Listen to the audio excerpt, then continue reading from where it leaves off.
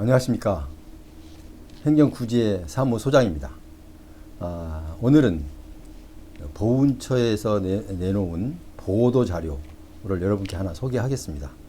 이 보도자료는 지난 9일, 그러니까 지난 목요일부터 목요일에 나온 보도자료입니다. 그러니까 며칠 지났습니다. 제가 좀 바쁜 일이 있어서 미처 체크를 못했습니다.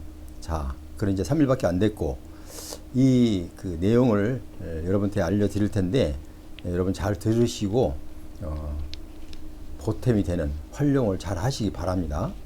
자, 이 코로나19 극복을 위한 300만원 긴급 금융 지원, 이렇게 나와 있습니다. 자, 제목이 거창하게 코로나 지원을 극복을 위한 코로나19 극복을 위한 긴급 금융 지원 300만 원 이렇게 되어 있습니다. 자, 그런데 처음에 저도 생각을 한 게 300만 원을 그저 그냥 지급을 해주는 게 아니라 일단은 그 빌려주고 또 이미 빌려준 사람 1년간을 기간으로 해서 이제 대여를 해주는데요. 그 대여를 해주는 대신 또 신청하는 거, 그러니까 신규로 신청하는 것 방법과 또 이미 상환 중에 있는 사람은 또 1년간을 또 연장 수년 해준다는 것입니다. 자, 그래서 이런 부분도 우리가 또 신청을 해야 됩니다. 예를 들어서 지원 대상은 우리가 할 수 있는 지원, 이번에 긴급 금융 지원 대상은 아까 제목에서 말씀드렸듯이 코로나 극복을 위해서 지원되는 300만 원이기 때문에 소상공인 보훈 대상자입니다. 그러니까 보훈 대상자로서 소상공인이어야 자격이 있습니다. 그러니까 보훈 대상자지만 아무 영업도 하지 않으면 혜택이 없다는 것이죠. 그래서 지원 대상은 소상공인 보훈 대상자다, 이렇게 아시면 되겠습니다. 자, 그러면 지원 내용을 보면 무조건 다 신청을 해야 됩니다. 왜냐하면 신규로 지원을 받으려고 해도 신청을 해야 되고, 또 상환 연장을 하려 해도 또 신청을 해야 됩니다. 자, 그거는 만약에 이제 이번에 새로 지원을 받으려고 신청을 하신 생각이 있으신 분은 신청을 각 보훈지청, 그러니까 자기가 살고 있는 인근에 자기 보훈지청이 있잖아요. 예를 들어서 뭐 서울이면 서울 지방보훈지청, 그리고 뭐 부산 뭐 보훈지청, 대구 뭐 이렇게 각 지역에, 자기 지역의 보훈지청에다가 신규로 300만 원을 긴급 금융 지원을 신청할 수가 있습니다. 어제 그제 9일부터 시작했는데 이달 연말까지 계속 1년 동안 계속됩니다. 그러니까 여러분께서는 이 점을 아시고 착오 없으시기 바라고요. 자, 그 다음에 아까 이미 1년 전에 이 금융 지원을 받으신 분들이 있어요. 그분들한테는 보훈처, 그러니까 본청, 그러니까 세종시에 있는 보훈처장 산하에 있는 보훈처입니다. 보훈처에 신청을 해야 됩니다. 그러니까 신규 지원자는 자기 지역에 있는 각 보훈지청에, 그리고 상환을 1년 연장하고 싶은 사람은 본청, 그러니까 보훈처 본청에다 신청을 해야 됩니다. 그래서 그 전화번호는 아래 지금 보여 있죠. 그런데 1577-0301입니다. 각기 같습니다. 예를 들어서 앞으로 국번은 없고 1577-0301인데 그 전화를 하면은 먼저 물을 겁니다. 무슨 일로 하셨습니까? 하면은 제가 금융 지원 300만 원을 받고 싶어서 전화했습니다. 이렇게 딱 하면은 이제 그럼 어디 사십니까? 물을 거예요. 어디 사십니까? 하면 제가 부산에 삽니다. 그러면 부산 보훈지청으로 1577-0301로 연결을 해줍니다. 그리고 또 그러면 내가 이미 1년 전에 금융 지원을 받았는데 1년간 더 연장하고 싶다 하면은 이 본청에서 보훈처 본청에서 바로 취급을 하게 됩니다. 그러니까 요즘은 제가 아래에 화면에 그 시행 시작일과 전화번호 그리고 지원 내용 이렇게 간략하게 여러분께 화면에다 띄웠습니다. 그리고 그 세부적인 사항은 한 2페이지에 걸쳐서 많이 있습니다. 그런데 이 2페이지에 걸쳐서 많이 있는 부분은 모두 다 지금 제가 설명을 할 텐데 설명에서 물론 중요한 사항만 설명합니다. 근데 여러분은 더 자세히 알고 싶으면 언제나 그랬듯이 아래 하단에 설명란 페이지가 따로 있어요. 이 화면 말고 어떤 분들은 설명란이 어디 있습니까? 라고 질문하는 사람도 있어요. 그런데 여기에 화면 나와 있는 거 말고 하단에 클릭을 하면 바로 이 동영상 아래 클릭을 하면 바로 이 설명 자료가 나옵니다. 그게 지금 2페이지에 걸쳐서 아주 자세하게 설명을 해 놓았습니다. 여러분께서는 이 내용을 보시고 쭉 읽어보세요. 읽어보시고 아마 이해 안 가는 부분은 별로 없을 것 같아요. 왜냐면 뭐 간단하기 때문에. 그러나 한번 더 읽어보시고 그래도 잘 모르시겠다 하면 저에게 제 전화번호까지 남기겠습니다. 설명란에. 그러면 저에게 전화를 주셔서 그러면 제가 좀 상세하게 안내해 드리겠습니다.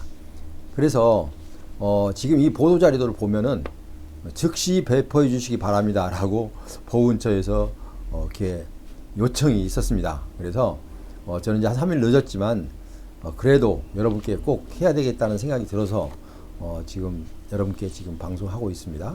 자, 다시 한번 되풀이합니다. 코로나19 극복을 위한 긴급 금융 지원 금액은 300만원. 자, 지원 대상은 소상공인이면서 보훈 보상 대상자. 그러니까 보훈 대상자이면서 소상공인일 경우에 자격이 있습니다. 그러니까 보훈 대상자 모두에게 있는 건 아닙니다. 소상공인, 그러니까 영업을 하신 분들에게 해당이 되겠습니다. 소상공인 뭐 여러분 다 알고 계시죠? 아까 지원 내용은 처음에 신청하는 방법과 그리고 이미 1년 전에 지원을 받으신 분은 1년간 연장을 하는 것입니다. 신청하신 분들은 이제 어제 목요일부터 9일부터 시작했으니까 아무 때나 신청을 하시면 되겠고요. 그 다음에 상환 연장도 마찬가지로 신청을 하면 되겠습니다. 일단은 신청을 해야 됩니다. 제가 언젠가 방송에 말씀드렸듯이 우리나라 행정은 수혜 행정, 그러니까 일단 상대방에게 부담을 주는 행정이 아니고 어떤 혜택을 주는 행정, 그러니까 수혜적인 행정은 모두가 신청을 해야 됩니다. 신청을 안 하는데 가만히 앉아 있는데 주는 건 아닙니다. 그런데 이제 이 방송을 한번 나갔는데 다른 수혜적인 그 내용에 대해서 방송을 한번 했더니 어떤 분들은 꼭 신청을 해야만 주나 이런 식으로 좀 약간 좀 불만의 소지를 표시한 분도 계시더라고요. 자, 그렇지만 이거 신청서가 있고 우리나라는 형편이 이 법규가 그렇게 돼 있으니까 일단 관련법에 따라서 할 수밖에 없습니다. 그래서 신청서에 작성을 해서 제출하면 되는 것입니다. 그러니까 신청하는 까지 싫다. 그러면 예를 들어서 밥상에다 밥을 해놓고 그러면 밥까지 떠 먹여달라. 요거가 똑같죠. 그죠? 밥상 차려놓으면 자기가 숟가락을 들고 자기가 먹어야 되죠. 자, 그런 차원에서 약간 좀 농담이었습니다만 그렇습니다. 그래서 우리나라는 불만이 있든 없든 무조건 신청을 해야만이 수혜를 받을 수가 있습니다. 또 신청을 해야 수혜를 받는다는 것은 또 부담적 행위, 나에게 예를 들어서 어떤 내가 소상공인이니까 영업 정지가 들어왔다. 그것도 내가 구제를 하려면 어떻게 해요? 신청을 해야죠. 신청 없는 것은 안 돼요. 어린아이가 배가 고플 때 울어요. 말을 못하니까. 우는 건 뭐예요? 젖을 달라고 신청하는 거예요, 엄마한테. 똑같죠? 그러니까 우리나라는 어쨌든 신청을 해야 된다는 거. 이거는 뭐 불만해도 소용없습니다. 그렇게 하셔야 되고요. 자, 그래서 이번에 사실은 이 보훈처에서 저희들에게 저는 이렇게 처음에는 이 300만 원을 그냥 보조해 주는 걸로 그렇게 착각을 하고 매우 기분이 좋았는데 준비하는 과정에서 보니까 이게 빌려주는 거예요. 빌려주는 거. 그러니까 참 마음이 좀 반감됐습니다. 기쁨이 반감됐지만 그래도 무료로 이 300만 원을 빌려주고 또 연장도 해주고 이런 상황을 볼 때 조금이라도 여러분께 도움이 됐으면 좋겠다라는 생각으로 방송을 했고요. 이 보훈처에서 보도자료를 보통 낼 때 보면요. 담당들이 그렇게 나옵니다. 이 보도자료를 즉시 배포해 주시기 바랍니다. 이렇게 요청이 있어요. 물론 요청이 없어도 하지만 그래서 반가운 마음으로 오늘 이 방송을 하게 되었습니다. 그래서 여러분께서는 또 300만 원 이래도 또 때로는 아주 기묘하게 쓸 수가 있잖아요. 그러니까 어쨌든 정부에서도 정부의 예산이 허용하는 범위 내에서 하기 때문에 어쩔 수가 없습니다. 그래서 새로 작년에 부임했던 황기철 보훈처장이 상당히 적극적으로 그리고 여러분에게 무언가를 도움을 드리려고 많은 연구와 그리고 또 고민을 하고 있다고 이렇게 전해 들었습니다. 저도 이 보훈처에서 시행하는 각종 회의에 이제 요청을 받으면 참석해서 의견을 개진하기도 합니다. 자, 그럴 때마다 어떻게든 우리 국가유공자 보훈 대상자들에게 조금이라도 좀 혜택을 더 줄 수 있는 그런 방안을 요청했고 또 상위 등급 공상 신청과 심사와 상위 등급 신청자에 대한 너무나 좀 똑같은 자격이면 그래도 긍정적으로 좀 인정해달라라고 저는 늘 그렇게 얘기하고 있습니다. 그러니까 작년에도 여의도 국회의사당에서 이 간담회가 있었습니다. 물론 제가 패널로 참석을 했지만 그때도 제가 보훈처에 나와서 요청을 했어요. 이거는 상위 등급을 신청자를 보면은 상위 등급을 인정받은 사람과 못 받은 사람과 50대 50이다. 이거는 좀 지나치다.